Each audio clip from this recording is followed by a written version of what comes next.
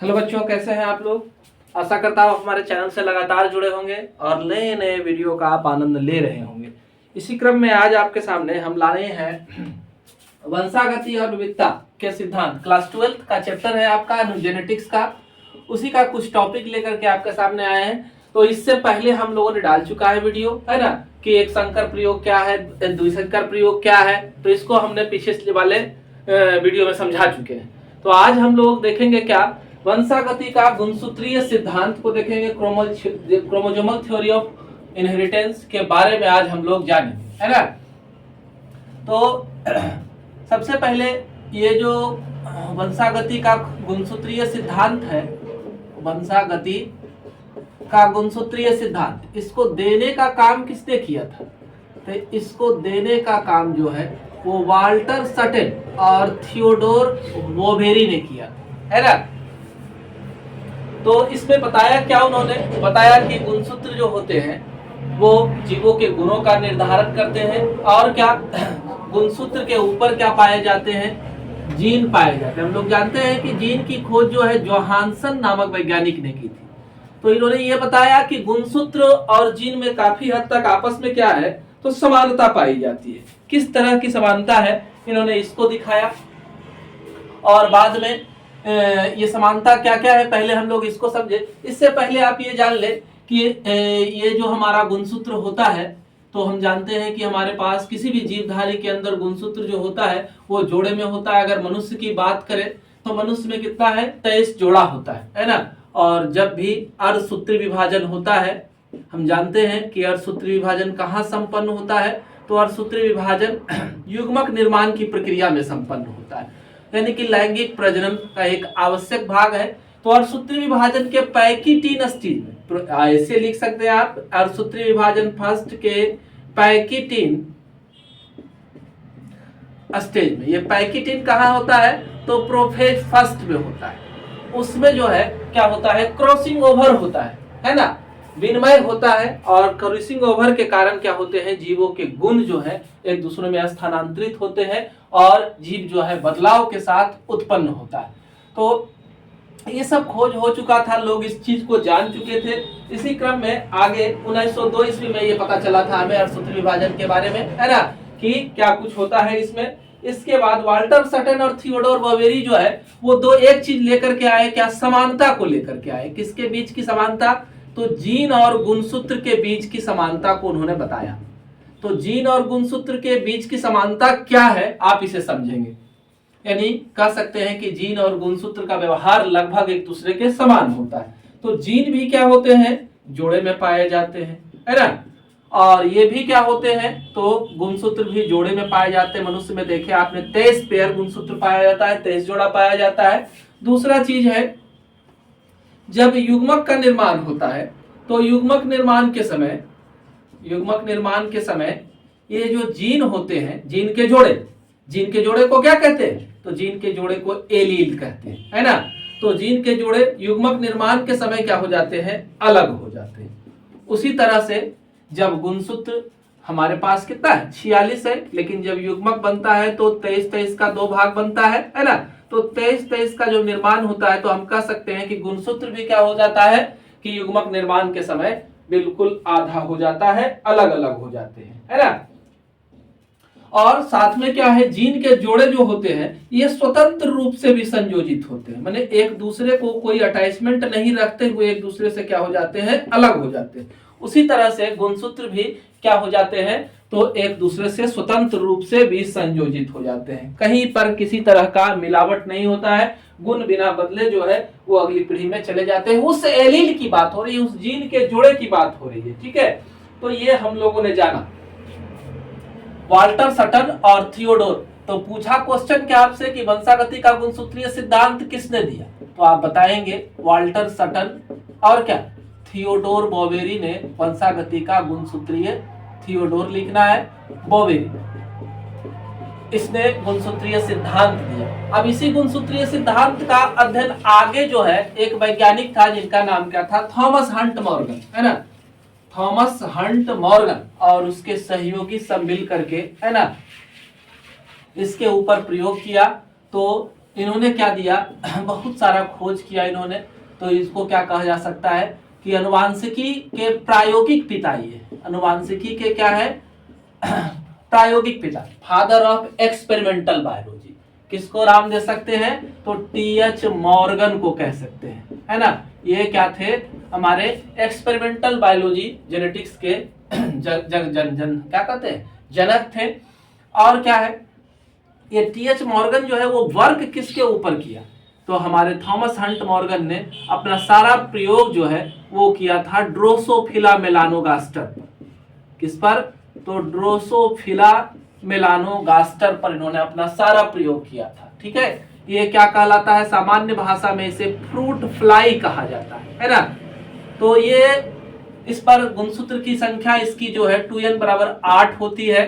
और क्या क्या प्रयोग किया था इसके ऊपर, तो इन्होंने इसके सफेद आंख की प्रजाति और लाल आंख के प्रजाति के ऊपर प्रयोग किया था, है ना। इसी के ऊपर इन्होंने अपना प्रयोग किया था। आखिर क्या बात है कि इन्होंने ड्रोसोफिला मेलानोगास्टर को, फ्रूट फ्लाई को अपने लिए चुना।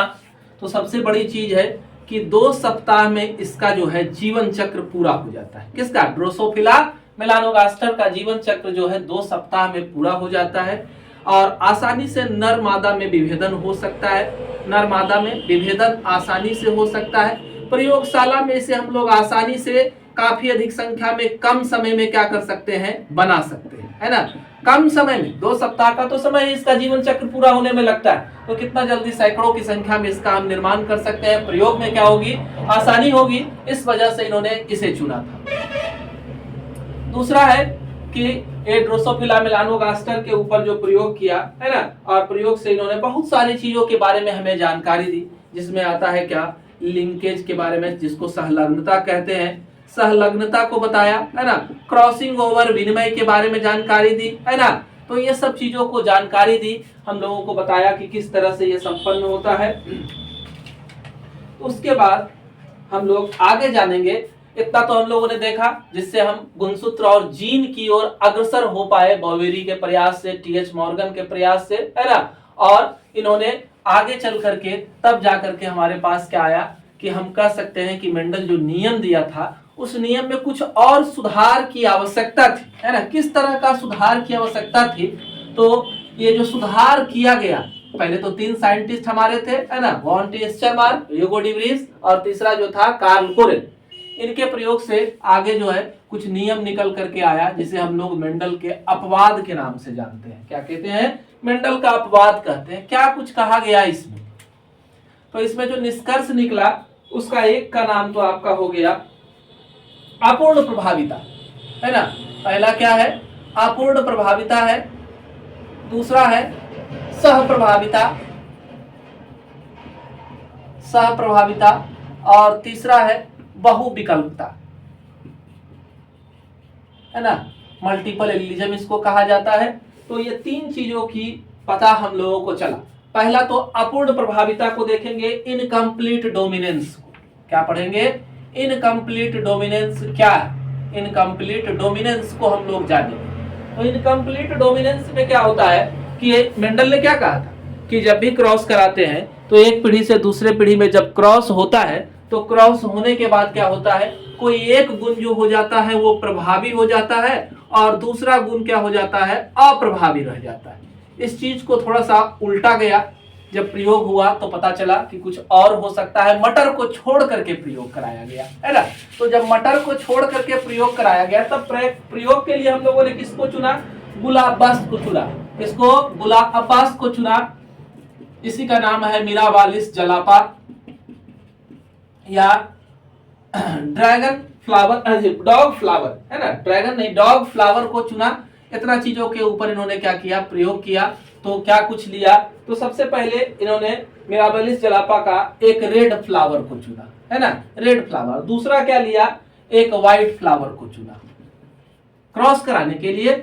तो ये रेड वाला जो है इसके लिए ये एलील रखते हैं और इसके लिए ये एलील देते हैं। तो अब जो है क्रॉस हुआ तो युग्मक का निर्माण होगा सब प्रथम। तो ये जब युग्मक बना तो इस तरह से ये अलग हो गया, आपका ये अलग हो गया, है ना। यहाँ पर भी इस तरह से ये अलग हुआ और ये अलग हुआ। अब इसके बीच में क्रॉस कराया गया, युग्मक को आपस में क्रॉस कराया गया, तो हमें आ क्या रहा है, कैपिटल आर स्मॉल आर, इसको इसके साथ कराएं तो ये आया, इसको वापस इसके साथ क्रॉस कराएं तो ये आया, फिर इसको इसके साथ क्रॉस कराते हैं तो हमें ये प्राप्त हुआ। अब ये पौधा को होना क्या था, रेड होना था मेंडल के नियम के अनुसार, तो नहीं, ये सारा पौधा कैसा हो गया, पिंक हो गया। कैसा हो गया, पिंक हो गया, गुलाबी हो गया, है ना। बताइए, ये गुलाबी हो गया, तो गुलाबी क्यों हो गया, इनकम्प्लीट डोमिनेंस के वजह से हो गया, कोई भी प्रभावी हो नहीं पाया, है ना। दोनों ही अपने प्रभाव को दिखाना चाहे और मिलकर के एक नया प्रभाव को बनाया, है ना। तो इसके वजह से प्रथम पीढ़ी में सारे पौधे कैसे हो गए, F1 जनरेशन में सारे पौधे जो हो गए वो पिंक हो गए। अब अगर हम लोग क्या करते हैं, ये प्रथम पीढ़ी का जो पौधा हमें प्राप्त हुआ था पिंक वाला, इस पौधा को अगर स्वपरागन के लिए छोड़ा जाए, है ना, इस पौधे को क्या करते हैं, स्वपरागन के लिए छोड़ते हैं, ठीक है। तो आप देखें इस तरह से युग्मक का निर्माण हुआ, यहां पर ये युग्मक है और फिर ये ये युग्मक का निर्माण हुआ, ठीक है। तो इस तरह से अब इसको वापस क्रॉस कराते हैं तो ये बिल्कुल आर आर आ गया, इसको इससे क्रॉस कराते हैं तो ये आर और स्मॉल आर है, ये इससे साथ क्रॉस करता है तो एक आर और स्मॉल आर, और यहाँ पर दोनों स्मॉल आर आ गए।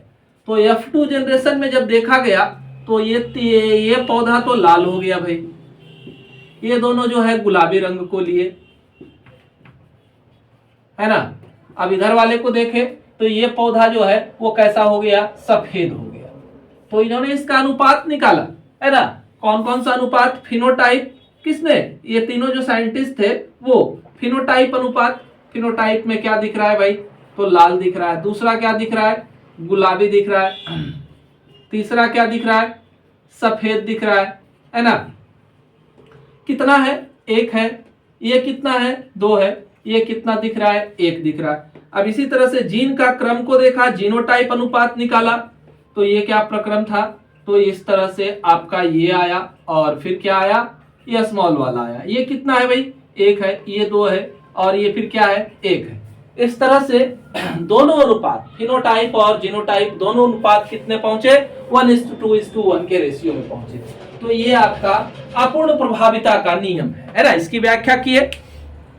अब इसके आगे हम लोग चलते हैं। क्या आपने अभी तक हमारे चैनल को सब्सक्राइब नहीं किया, तो आपको आगे का वीडियो का नोटिफिकेशन कैसे मिलेगा, जल्दी से हमारे चैनल को सब्सक्राइब करें और लगातार हमसे जुड़े रहें, जिससे हम आपको नए नए वीडियो अवेलेबल कराते रहेंगे, आपकी जानकारी को लगातार बढ़ाने का काम करेंगे। तो इसी क्रम में अब एक और टॉपिक को उठाते चलते हैं, आपका 2 को बच जाएगा अगले वीडियो के लिए। तो उसमें आपका कौन है, बहुविकल्पता और सहप्रभाविता।